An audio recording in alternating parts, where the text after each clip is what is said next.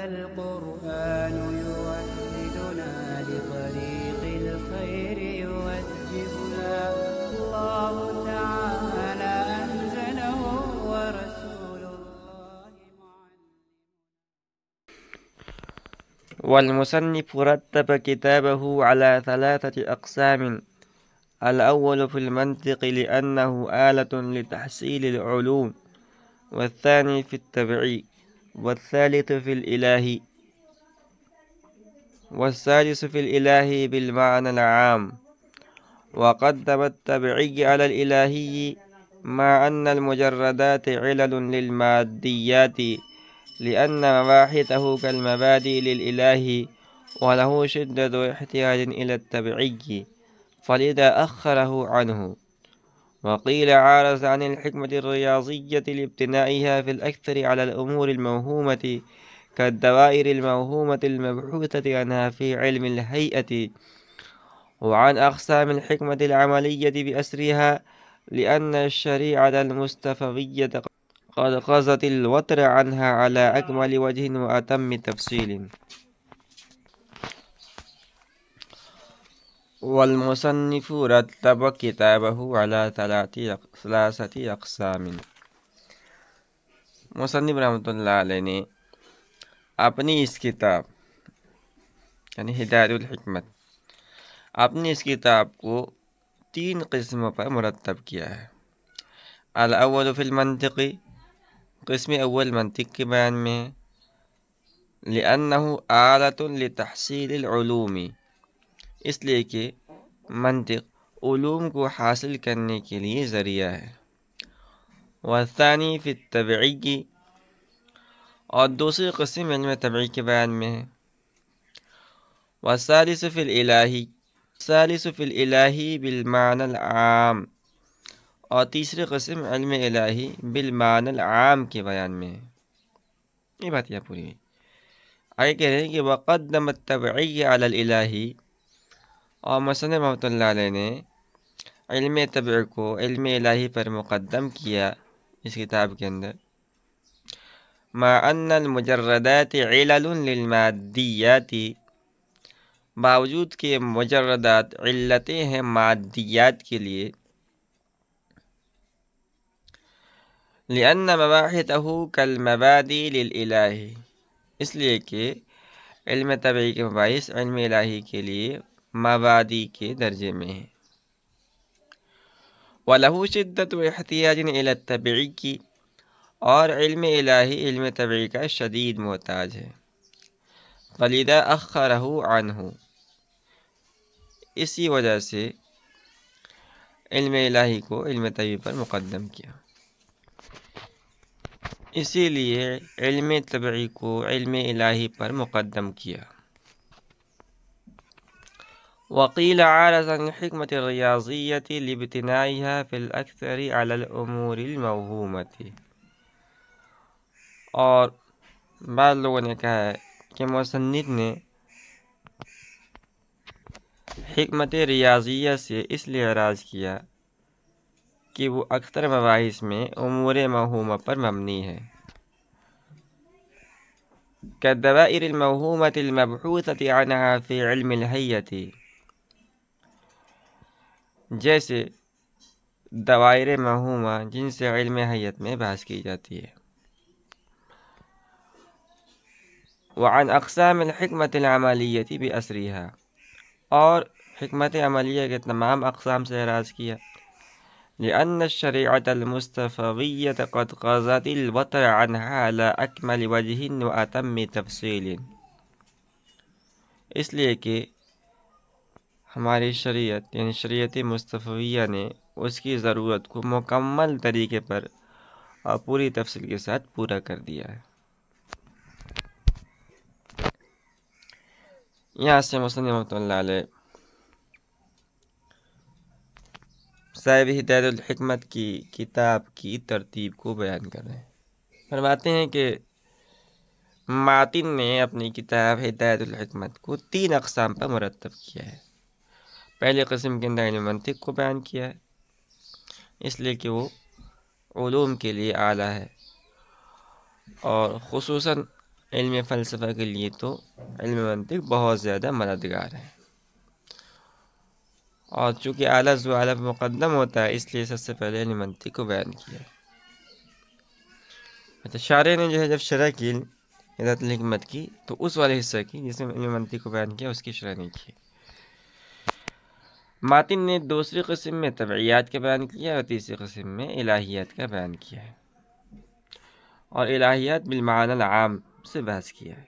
اس کی تفصیل پہلے آ چکی ہے کہ علم الہی کی دو قسمیں ہیں، ایک ان اشیاء کا احوال کا علم جو نہ مادے کے محتاج ہوں اور نہ مادے کے مقارن، جیسے باری تعالیٰ اور فلاسفہ کے گمان کے مطابق عقول یا شرع، اور دوسری قسم علم الہی کی وہ اشیاء ان اشیاء کا احوال کا علم جو مادے کے محتاج تو نہ ہوں البتہ مادے کے مقارن ہو جاتی ہوں، جیسے وحدت ہے، کثرت ہے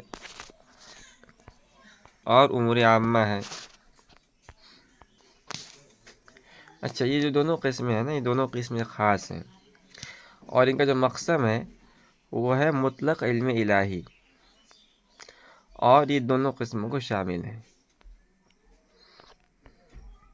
اب شارح نے یہاں جو بالمعنی العام کی قید لگائی ہے تو یہ قید لگا کر یہ بتلایا ہے کہ مصنف رحمۃ اللہ علیہ قسم ثالث میں مطلق علم الہی کو بیان کریں گے۔ اچھا، ایک سوال یہ پیدا ہوتا ہے کہ جب دوسری قسم کے اندر تبعیات کا بیان ہوگا اور تیسری قسم میں الہیات کا بیان ہوگا تو ماتن کو ایسا تو نہیں کرنا چاہیے تھا، الہیات کو مقدم کرنا چاہیے تھا اور تبعیات کو مؤخر کرنا چاہیے تھا۔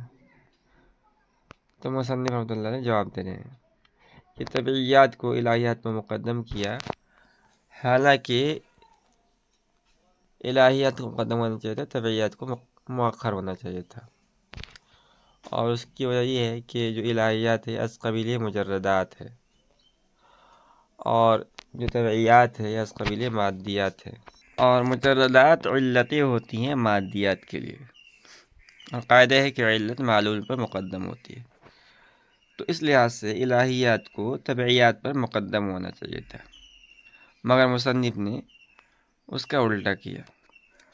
شارح جواب دیتے فرماتے ہیں کہ الہیات اگرچہ حقیقت کے اعتبار سے مادیات کے لیے علت ہے، مگر تعلیم و تعلم کے اعتبار سے تبعیات کے مباحث الہیات کے لیے مبادی اور مقدمات کی حیثیت رکھتے ہیں، اس لیے کہ تبعیات از قبیل محسوسات ہیں اور الہیات غیر محسوسات ہیں، اور محسوسات کو غیر محسوسات کے لیے دلیل بنایا جاتا ہے، لہذا الہیات کو حاصل کرنے کے لیے تبعیات کی سخت ضرورت پڑتی ہے۔ اس کے علاوہ طبعیات یہ چونکہ مادی ہے تو اس وجہ سے ہم سے زیادہ قریب ہے حصول کے لیے، اس لیے کہ انسان بھی مادی ہے۔ خلاصہ یہ ہے کہ طبعیات کا سمجھنا ہمارے لیے بنسبت الہیات کے آسان ہے، اور قاعدہ ہے کہ اسہل اور اقرب سے انتقال ہوتا ہے اصعب اور ابعد کی طرف، اس لیے مصنف رحمۃ اللہ علیہ نے طبعی کو الہی پر مقدم کیا۔ وقیل عارضاً الحکمت الریاضیہ تھی، یہاں سے مصنف فرما رہے ہیں کہ جو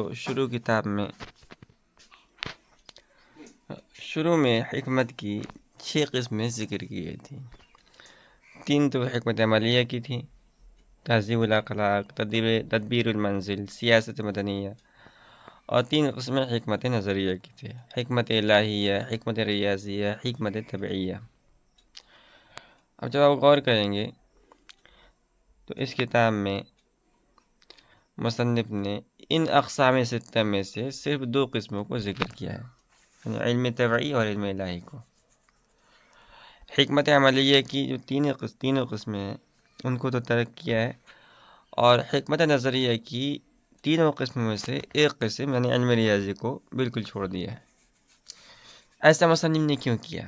تو اس کی وجہ شارح بیان فرماتے ہیں کہ علم ریاضی سے تو اس لیے مصنف نے اعراض کیا کہ اس علم کا دار و مدار اکثر مسائل میں امور موہومہ پر ہے، جیسے مثال یہ ہے دوائر موہومہ، ایک مستقل فن ہے علم حیات. تو علم حیات میں دوائر موہومہ سے بحث کی جاتی ہے، یعنی خارج میں جن کا وجود نہیں ہوتا ہے. اور ظاہر ہے کہ امور وہمیہ اور خیالیہ کے مباحث کو کتاب میں بیان کرنا یہ مناسب نہیں، اس لیے مصنف نے اس کو ترک کر دیا. اور حکمت عملیہ کے تینوں اقسام سے اس لیے اعراض کیا کہ جو تین اقسام ہیں، تہذیب الاخلاق، تدبیر المنزل، سیاست مدنیہ، اس میں جن چیزوں کا بیان کیا جاتا ہے ہماری شریعت نے، یعنی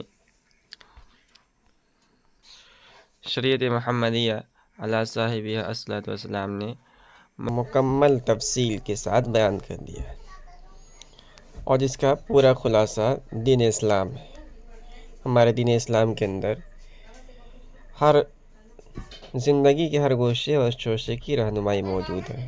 لہذا دین اسلام کی توفیق جب اللہ رب العزت نے ہمیں دے دیے تو اس کی تعلیمات پر عمل کرنا ہماری دنیا و آخرت دونوں کے لیے کامیابی کا ضامن ہے. اب ہمیں جو حکمت کی اقسام ہیں ان کو پڑھ کر اس پر عمل کرنے کی ضرورت نہیں ہے، اس لیے مصنف رحمۃ اللہ علیہ نے ان اقسام ثلاثہ کو اپنی اس کتاب کے اندر بیان نہیں کیا.